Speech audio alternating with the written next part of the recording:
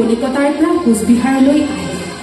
দুৰ্দান্ত সাহসী দেশমাতৃ বিদেশী শাসনৰ শোষণৰ বিৰুদ্ধে বিদ্ৰোহ প্ৰদৰ্শন কৰি তেওঁ কোচবিহাৰৰ ৰাজপ্ৰসাদত উৰুৱাই ভাৰতীয় ত্ৰিবৰ্ণ পতাকা।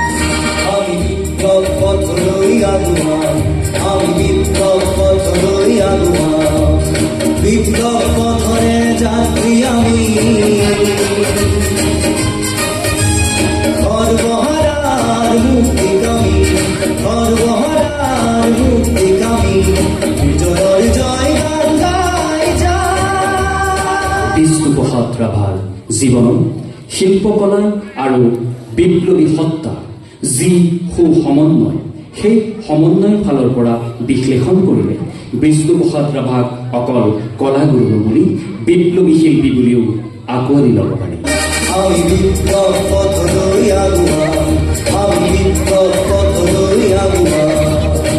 বিষ্ণুপ্ৰসাদ ৰাভাই হাতত বন্দুক লৈ আত্মশক্তিৰে অন্যায়ৰ বিৰুদ্ধে সংগ্ৰাম কৰিবলৈ ওলাই আহিছিল যদিও বন্দুকৰ গুলি কোনো মানুহৰ বাবে ব্যৱহাৰ কৰা নাছিল।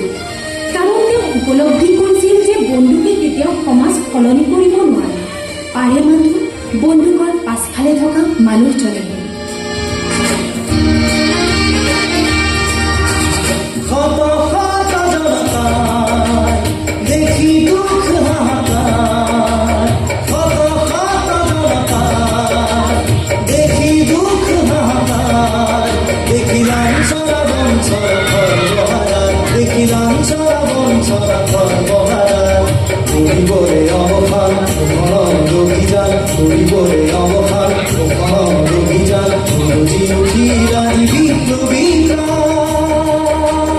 ভাৰতবৰ্ষই 1947 চনৰ আগষ্টত লাভ কৰা স্বাধীনতা যে ভুৱা, সেয়া তেওঁ মৰ্মে মৰ্মে উপলব্ধি কৰিছিল আৰু তাৰ বিৰুদ্ধাচৰণ কৰি কমিউনিষ্ট আদৰ্শৰে অনুপ্ৰাণিত হৈ বৰ অসমৰ সামাজিক, ৰাজনৈতিক, সাংস্কৃতিক বিপ্লৱৰ সৈনিক হৈ প্ৰকৃত স্বাধীনতাৰ বাবে গাঁৱে ভূঞে জনসাধাৰণক সজাগ কৰিবলৈ চেষ্টা কৰিছিল।